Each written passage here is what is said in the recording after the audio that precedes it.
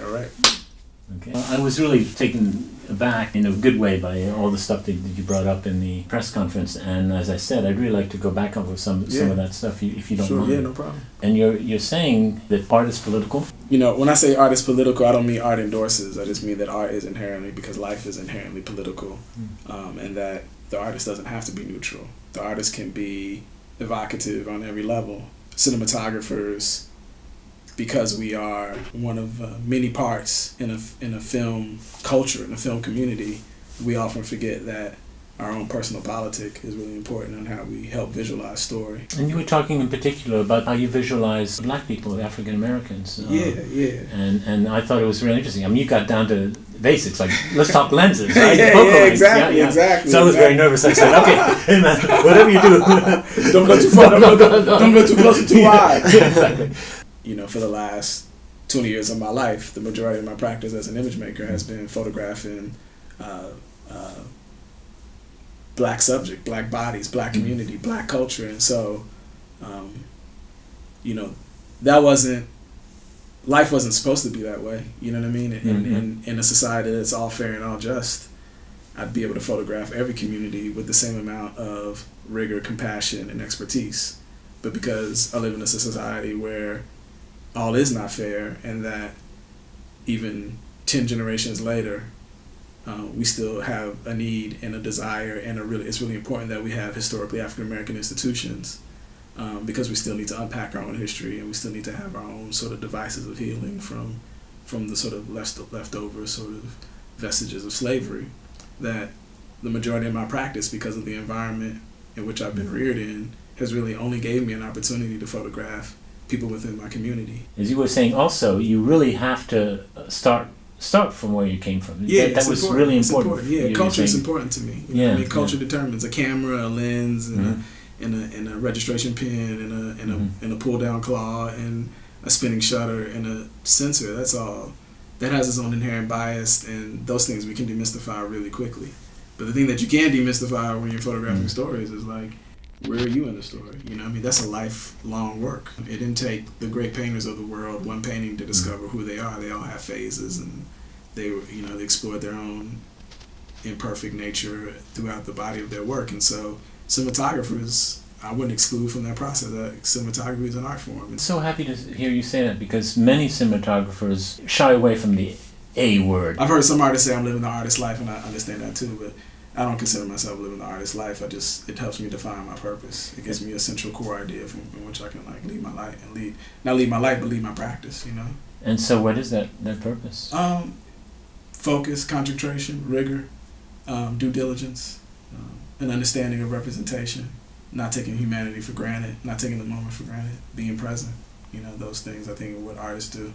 And art can be whatever. Art can be wrapping up aluminum foil and throwing it in the air. If that's your art form, it is what it is. But I hope you're crumbling it up with great purpose, and that when you crumble it the way you crumble it, you know that nobody else in the world will crumble it the same. And so that leaves the door open for all of us to be artists. And I think when we leave the door for all of us to be artists, it gives us all an opportunity to have agency and change. And I think that's why I do what I do. When you say agency, what do you mean? That I can call it. I can determine who I am and who I am not, and that nobody else's lens can determine that for me. Only my lens can determine that. Somebody that loves me and really cares about me can put their own lens on the world that I live in, or the body that I live in, but nobody can really determine it. Only I can determine it. It's up to me to help lead that. It's up for me to help define that for myself. Yeah, so agency has to do with you taking action and you determining. That's what Arrival is about. Really, is about human beings having agency in their own change and their own enlightenment. You know, that we don't need aliens to help enlighten us. It's all in us, and that things come to us at different moments to help propel that. You know.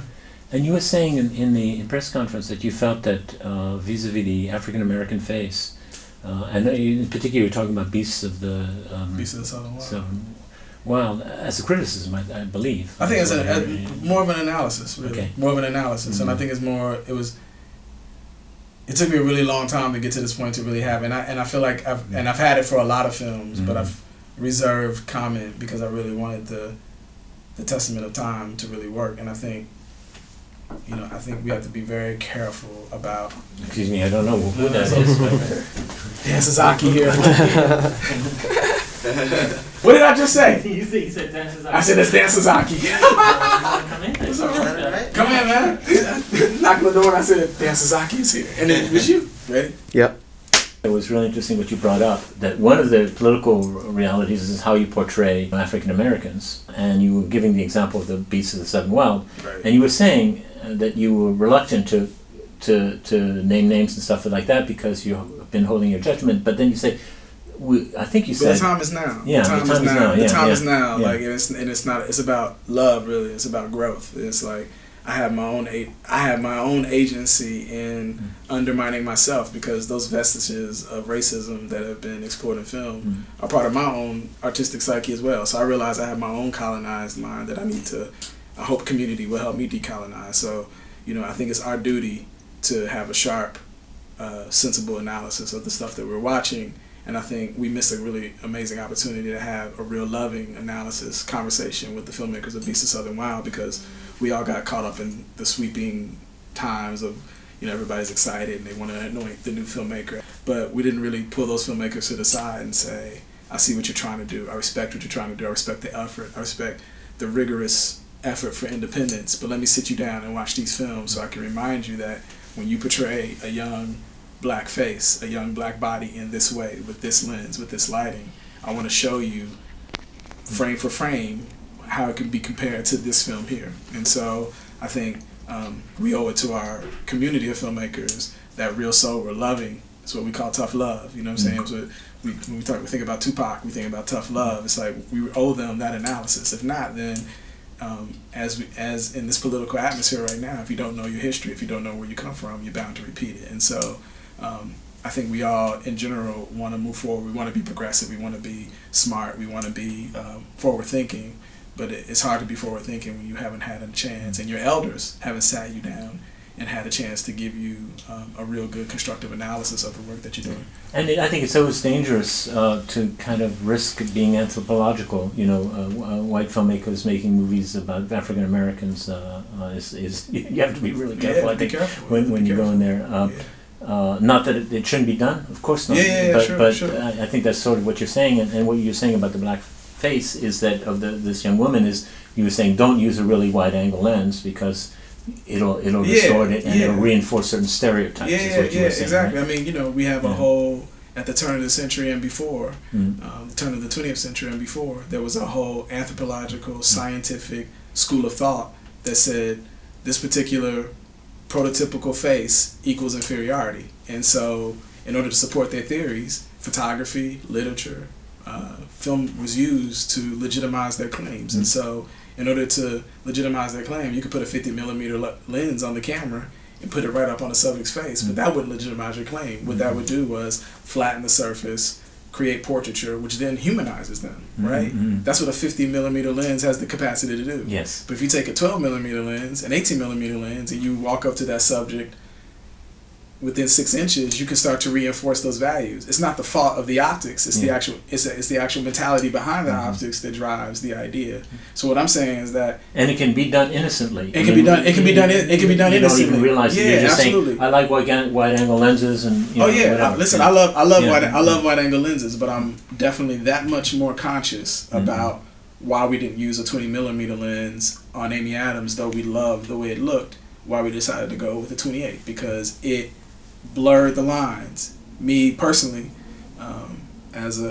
based on my own pedagogy and filmmaking, I'm very sensitive about those things. Yeah. So when I see it start happening, it's not that it's wrong, it's not that it can't be corrected, it's not like that's not a pure intention, but I'm still haven't unpacked it totally for myself. So until I've settled that with myself, I'll take a step back. That is the fashion, should I say. Exactly. The fashion is, I want a 21 and I want it right here. Right, exactly. And sometimes it really works. Yep. I just saw a movie called Jackie. Jackie Kennedy. By Stefan Fontaine. Fantastic.